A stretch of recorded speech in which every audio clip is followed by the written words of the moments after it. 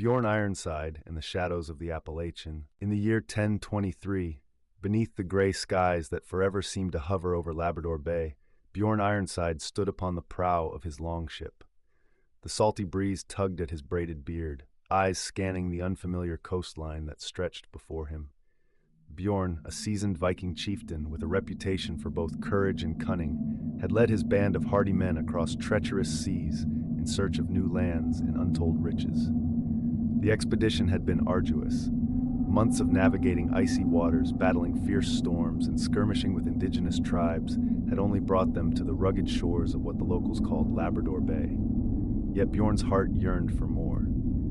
Tales of vast forests to the south, rumored to hide both danger and opportunity, beckoned him onward. Við tökum þessum tilfinningakvörðum eins og þeir séu ein tegund áskriftarþjónustu sem mætti Gá þessum aldrei fari í gegnum tímabil þar sem það endurmetur líf sitt, markmið og gildi. Nokkrir mæta því með því að leita að nýjum lífsgildum eða verkefnum sem gefa lífinu nýjan tilgang. One crisp morning, as the mist lifted to reveal dense woodland, Bjorn gathered his men. "We set sail for the south," he declared, his voice steady and resolute. "Beyond these woods lies a land rich and wild. Let us carve our names into its very soul." With oars slicing through the still waters, the Viking fleet ventured southward, the landscape gradually transforming from rocky shores to sprawling forests. After weeks of relentless travel, they reached the foothills of the Appalachian Mountains, a majestic range that stretched into the horizon, its peaks shrouded in mystery. As they delved deeper into the heart of the Appalachians, the air grew thick with an eerie stillness. The towering trees seemed to watch their every move, shadows dancing at the edge of vision. Bjorn's men spoke of strange whispers carried by the wind, voices that seemed to call them deeper into the woods. One evening, as the sun dipped below the horizon, Bjorn and a small contingent ventured alone to scout a promising trail. The forest around them was alive with sounds, the rustling of leaves, the distant call of unknown creatures, and an unsettling, low whistling that seemed to follow their every step. Bjorn recalled the sagas of old, tales of spirits and beasts that roamed untamed lands. His instincts screamed caution, but the promise of glory pushed him forward. Suddenly, a chilling howl pierced the night air. Bjorn drew his sword, eyes scanning the darkness. From the shadows emerged figures, indistinct at first, but as they drew closer, the true nature of the threat became clear. Native warriors, agile and silent, moved with uncanny precision among the trees. Arrows loosed from above rained down, finding their marks with deadly accuracy. Bjorn's men scrambled for cover, but the Vikings were caught off guard, their formations shattered by the relentless assault.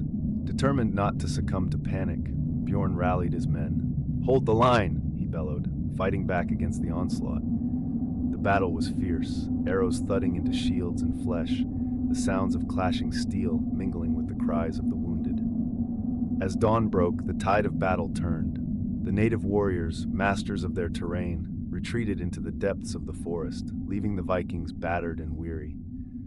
Bjorn stood amidst the aftermath, his chest heaving, eyes fixed on the silent woods that now seemed even more foreboding. Amid the chaos, Bjorn caught a glimpse of something more sinister, a hulking figure with eyes that glowed like embers, moving with unnatural speed.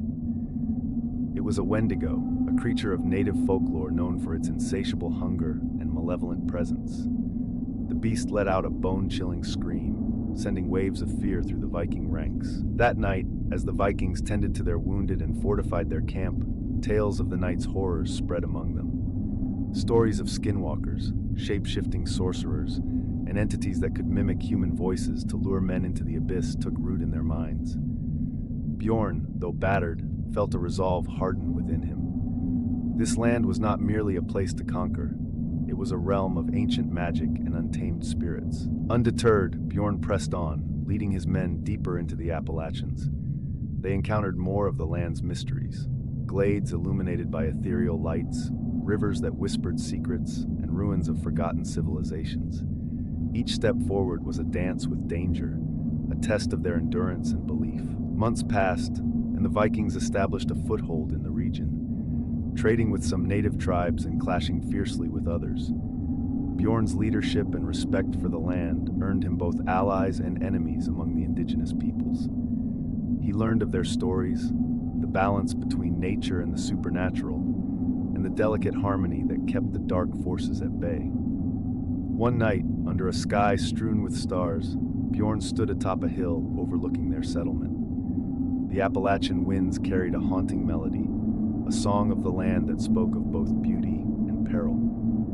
He knew that to thrive here, they must honor the spirits and live in harmony with the land, lest the shadows reclaim what they had taken. Bjorn Ironside had set out as a conqueror, but in the heart of North America's